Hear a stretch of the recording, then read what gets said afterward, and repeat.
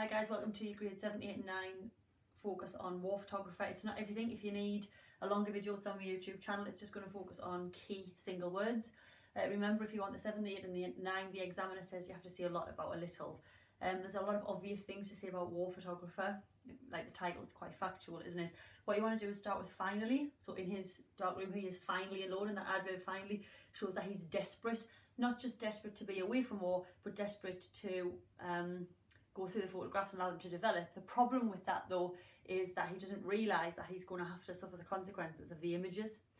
When you couple finally with alone, then we realise that he needs to be segregated in terms of being away from the conflict, which links you to rural and home and England, where there's that notion that there's no conflict there, which links you to the horrendous conclusion of the poem that they do not care, which is us. And we start to ask ourselves if we care when it's not our country and not our soldiers that are concerned in battle.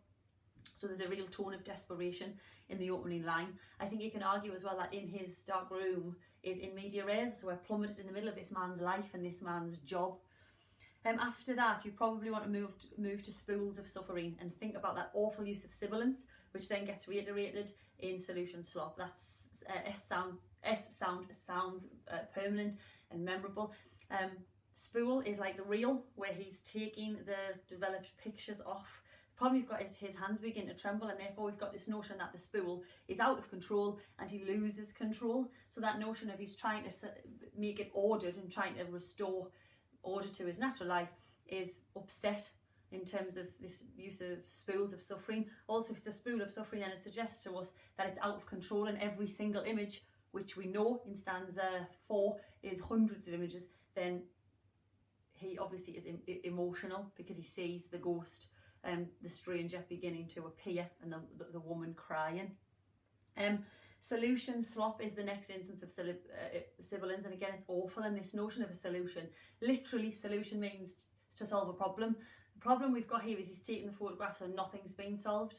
If you go further there, we could argue that mankind tries to solve issues, political, religion and terrorism, with war.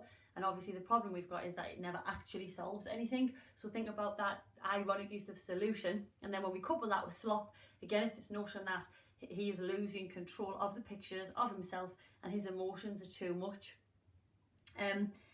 Ordinary pain is one of my favourite lines, because we've got this notion that when he returns home he sees how the weather affects our emotion. So we've all been there. The sun makes us happy, the rain in the winter makes us miserable. So when he modifies pain with the adjective ordinary, he's showing us that we don't understand what pain is. Pain is a war, pain is losing someone. And then we get simple. So when we get the lexical field of ordinary and simple, then what we realise is that we don't understand what it feels like. And this trivial notion that our emotions are affected by the weather sounds nonsensical. Like a priest intoning a mass is a line that, in my experience, students can't analyse. You want to be looking at a religious mass. It is the beginning and the end of life in Christian religion. So you want to think about the fact that he has stood there and being at the end of loads of people's lives in this massive moment. The wife watches her husband die and he stands there helplessly and just takes the photograph. So think about that notion of him intoning a mass as in the ending of somebody's life. And then I think at the end you obviously want the conclusion, they do not care, with focus being on the pronoun they, because it's not us.